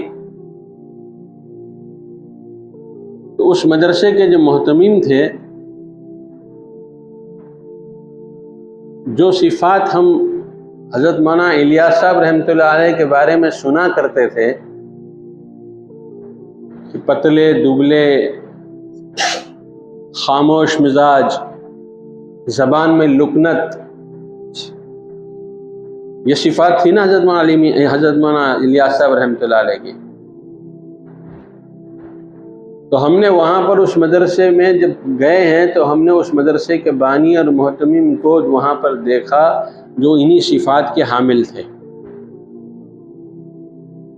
ایک دم سفید ریش، کپڑے بھی سفید پہنا کرتے تھے، داڑھی کے بال بھی سفید ہو گئے تھے،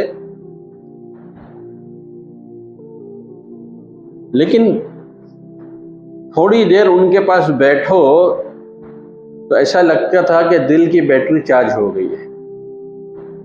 تھوڑی دیر ان کے پاس بیٹھو تو ہاں دل کی بیٹری چارج ہو گئی۔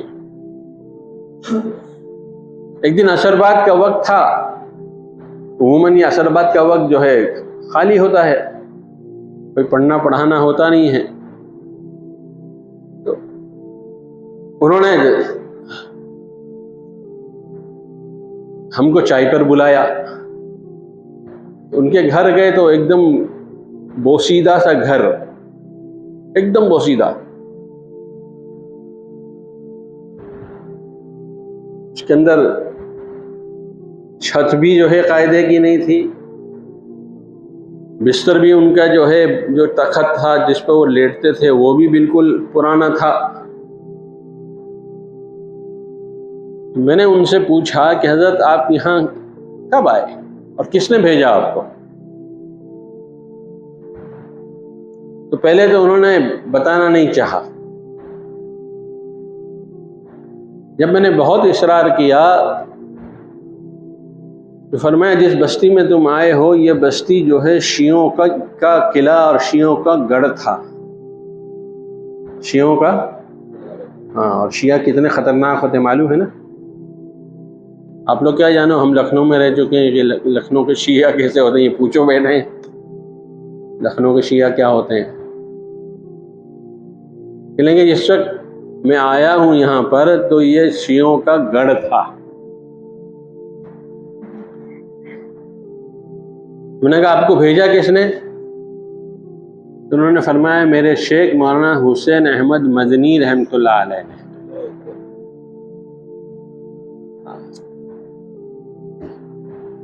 کس نے بھیجا؟ ہاں، حضرت مولانا حسین احمد صاحب مدنی رحمۃ اللہ علیہ نے۔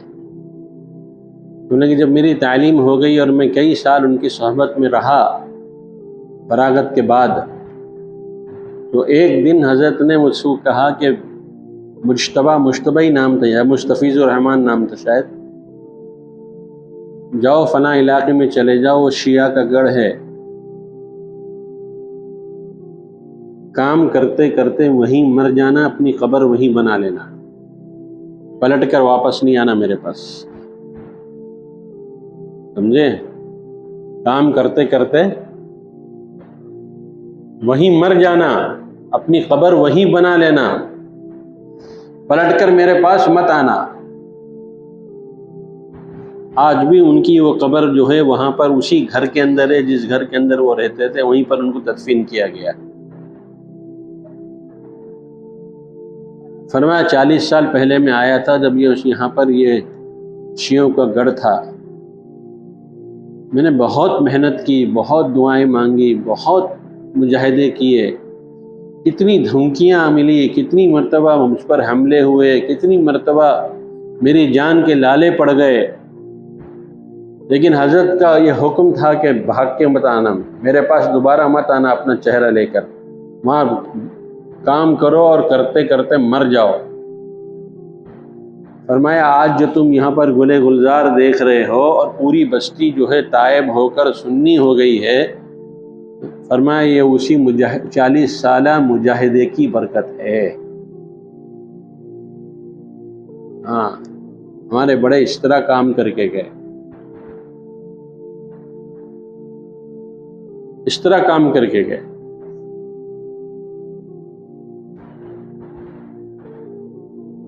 آج ہماری جماعتیں صرف شہروں میں کام کرنے کو پسند کرتی ہے، دیہاتوں میں کام کرنے سے گریز کرتی ہے، اس لیے کہ ان کو معلوم ہے کہ دیہات میں جو ہے مچھر بھی زیادہ ہوں گے، چونٹیاں بھی زیادہ ہوں گی، گرمی بھی زیادہ ہوں گی، پتہ نہیں کیا کیا مجاہدہ کرنا پڑے گا، نہ کھانا ٹھیک سے ملے گا اور کوئی ہماری دعوت بھی نہیں کرے گا۔ شہر میں تو جو ہے ماشاءاللہ ہاتھوں ہاتھ لیے جاتے،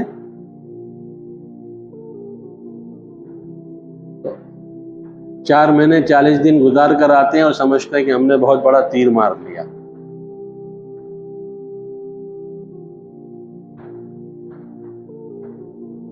ایک بزرگ نے ایک اور بات کہی، فرمایا تم کیا دین کا کام کر رہے ہو؟ تمہاری بات تم اپنوں میں کرتے ہو، تمہاری بات کس میں کرتے ہو؟ اپنوں میں کرتے ہو، انہی کے بیچ میں رہتے ہو، انہی سے بات چیت کرتے ہو۔ فرمایا اگر تم کو دین کا کام کرنا ہے تو جاؤ محبین کے مجمع میں۔ کس کے مجمع میں؟ ہاں، بڑے بڑے موٹی چور کے لڈوؤں کے بیچ میں جاؤ۔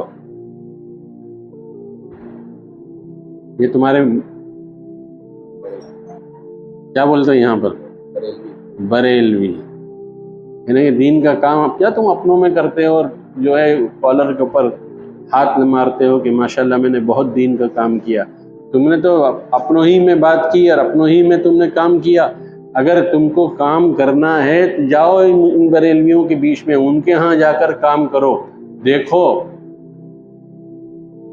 تم کو پھر دال آٹے کا بھاؤ معلوم پڑ جائے گا۔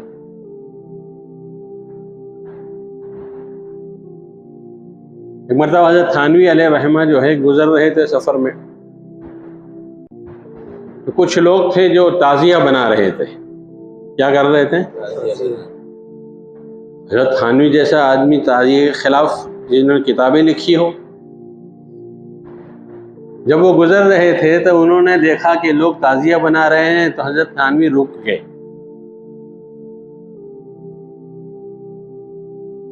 فرمایا کیا کر رہے ہو؟ تو ان کو کیا معلوم یہ کون ہے، حضرت تھانوی ہے یا کون ہے؟ انہوں نے سمجھا ایک مسلمان ہے، ہوگا ہمارے ہی جیسا ہوگا۔ فرمایا ہم جو ہے تعزیہ بنا رہے ہیں۔ فرمایا ہاں ضرور بناؤ تعزیہ، بہت بڑی نیکی ہے، تعزیہ ضرور بنانا۔ اب حضرت کے ساتھ جو حضرت کے خدام تھے وہ تھوڑا چونک گئے اور پریشان ہو گئے کہ جس حضرت نے تعزیے کے خلاف رسالے لکھے ہو، وہ حضرت کہہ رہے ہیں کہ جو ہے بہت اچھا تعزیہ بنانا اور بہت بڑا تعزیہ بنانا۔ جب اس بستی سے نکل گئے تو سفر کے ساتھیوں نے جو ان سے مرید بھی تھے پوچھا، حضرت یہ بات سمجھ میں نہیں آئی۔ فرمایا اس وقت جو وہ کام کر رہے ہیں وہ اس کو دین سمجھ کر کر رہے ہیں۔ کیا سمجھ کر کر رہے ہیں؟ دین سمجھ کر کر رہے ہیں۔ اور اگر میں ان سے کہتا کہ یہ دین نہیں ہے، دین کے خلاف ہے، تو وہ میری سنتے؟ وہ میری نہیں سنتے۔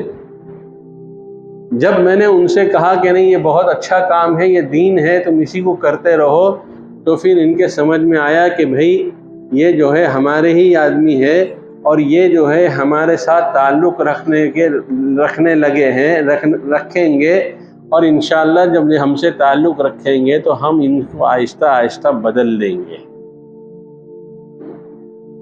اس کو کیا کہتے ہیں؟ حکمت۔ ہاں، اس کو کہتے ہیں حکمت۔ میرے دوست بزرگوں،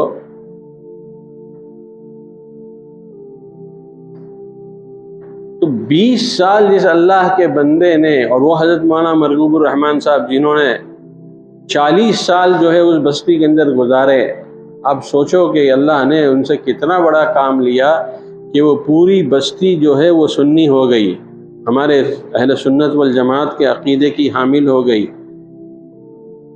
ہم تو سچ کہتے ہیں کہ ہماری نگاہیں بہت ہی مبارکباد کے لائق ہے کہ ہم نے ان کو دیکھ لیا۔ 3 سال ہم وہاں ان کے پاس رہے ان کے مدرسے میں، انہوں نے ایسی محبت اور شفقت سے رکھا کہ پوچھنے کی بات نہیں۔ تو میرے دوست بزرگوں، نیت کرو کہ ہم دین کا کام حضور کے نہج پر کریں گے انشاءاللہ۔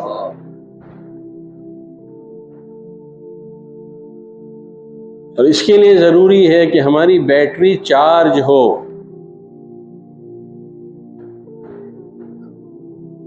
ہمیں علم ظاہری بھی ہونا چاہیے اور علم باطنی بھی ہونا چاہیے۔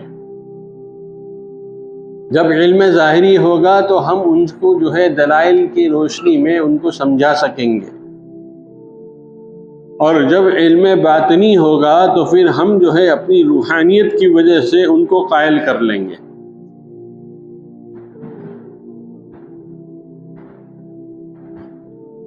بات شروع کہاں سے ہوئی تھی؟ توبہ پر سے۔ تو سب مضمون سب یاد ہے کہ اس آخری بیان نے جو ہے توبہ کے سارے مضمون کو ختم کر دیا۔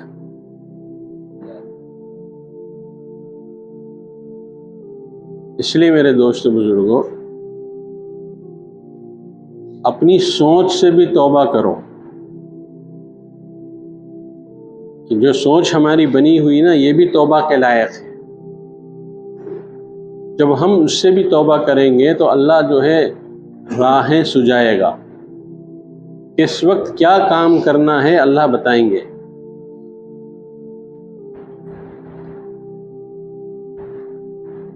ہے نا؟ کیا کہتے ہیں؟ مردم شناسی، موقع شناسی، اور تیسری چیز کیا ہے کہ اللہ تعالیٰ جو ہے آدمی کے پہچاننے کی صفت پیدا کریں گے، مردم شناسی اور موقع شناسی، کس وقت کس سے کیا بات کرنی ہے۔ تو آدمی جو ہے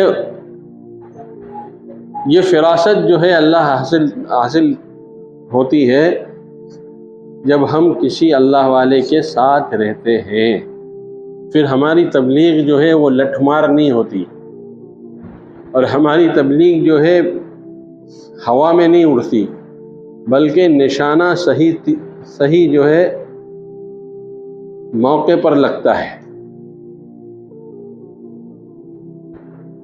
اس لیے میرے بھائیوں، دوستوں، بزرگوں، آپ حضرات آئے ہو، آپ کے آنے کو اللہ قبول کرے، یہاں سے کچھ لے کر جاؤ۔ میں اکثر کہا کرتا ہوں کہ کوئی پیر، کوئی فقیر، کوئی استاد کسی کو نفع نہیں پہنچاتا، نفع دینے والی ذات صرف اللہ کی ہے۔ کس کی ہے؟ صرف اللہ کی۔ اس لیے اللہ سے مانگو کہ اللہ ہم کو اپنی زندگی کیسے گزارنی ہے، تو اللہ رہنمائی کریں گے۔ ایک دعا میں آپ کو بتاتا ہوں، اس کے بعد بات ختم کرتا ہوں کہ میرے ایک استاد نے مجھ کو یہ دعا مانگنے کے لیے ترغیب دی اور تعلیم دی، اس لیے کہ زمانہ ایسا ہے، زمانہ ہے کہ اس میں بہت سے کام دینی چل رہے ہیں، دینی عنوان پر چل رہے ہیں۔ آدمی کس کام میں لگے، کس کام میں نہیں لگے، وہ سمجھ ہی نہیں پاتا ہے۔ کبھی کبھی دھوکہ کھا جاتا ہے دینی لباس کی وجہ سے، کبھی دھوکہ کھا جاتا ہے اچھی تقریر کی وجہ سے، کبھی دھوکہ کھا جاتا ہے اچھے دلائل کی وجہ سے، تو سمجھ ہی نہیں پاتا کہ کیا دین ہے اور کیا دین غیر دین ہے۔ تو انہوں نے مجھ سے کہا کہ مولوی صاحب ایک دعا اپنے جو ہے دعا میں، اپنی دعاؤں میں اس دعا کو شامل کر لو۔ آپ لوگ کو بتائیں؟ کہ نہیں بتائیں؟ کیا فائدہ ہوگا؟ ہاں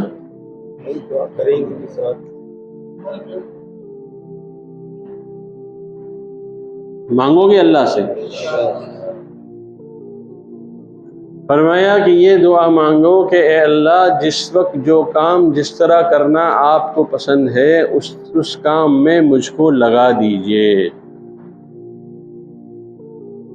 بات سمجھ میں آ رہی ہے؟ جس وقت جو کام آپ کو کرنا پسند ہے مجھ کو اس کام میں لگا دیجئے۔ تو اللہ کا شکر ہے ہم نے جو ہے اللہ نے بہت سے کام لیے۔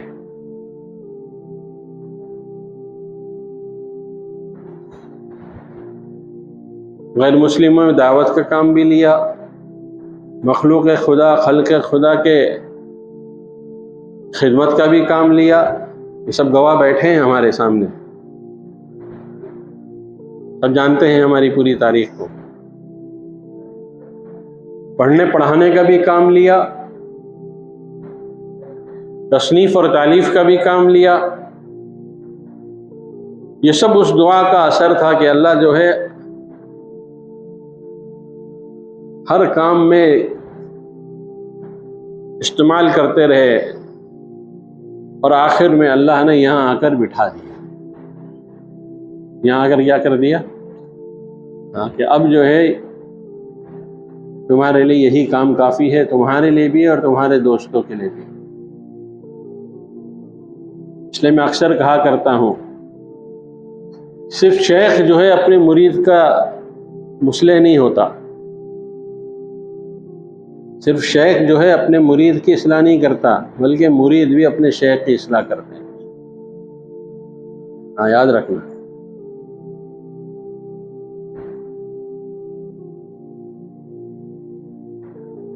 آپ کی وجہ سے غصہ آئے گا تو اس غصے کو برداشت کرنا، یہ جو ہے یہ اصلاح ہے۔ آپ کی ناابالی پن، آپ کا جو ہے پھوڑ پن، آپ کی بے ترتیبی زندگی، آپ کے جو ہے اکھڑ پن، یہ سب جو شیخ دیکھتا ہے تو دل جو ہے مسوستا ہے اور غم کھاتا ہے۔ تو اس کی وجہ سے جو ہے، اس غم کی وجہ سے اللہ تعالیٰ جو ہے علوم اور معارف کے نئے دروازے کھولتے ہیں۔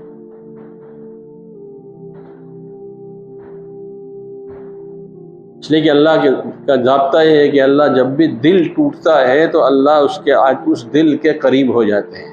انا عند منکسرۃ القلوب، کہ میں اس بندے کے بہت قریب ہوں جس کا دل ٹوٹ جاتا ہے۔ اس کا دل کیا ہوتا ہے؟ ٹوٹ جاتا ہے۔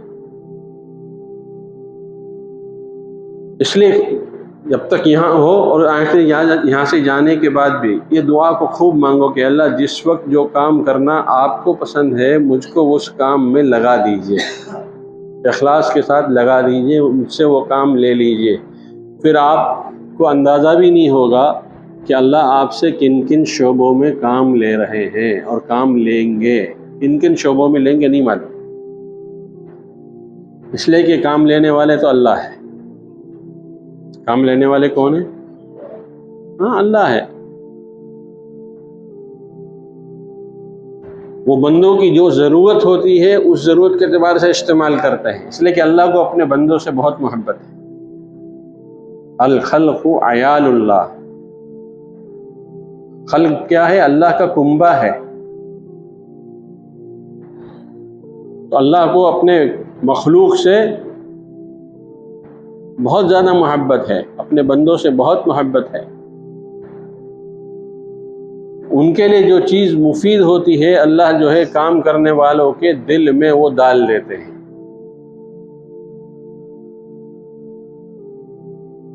اس لیے میرے دوستو بزرگوں، اللہ سے مانگو، اللہ سمجھ بھی دیں گے، فراست بھی دیں گے، اللہ اسباب بھی دیں گے۔ سب کچھ اللہ دیں گے. جب اللہ کام لینے کا فیصلہ کریں گے نا، اس کے سارے لوازمات اللہ عطا فرمائیں گے.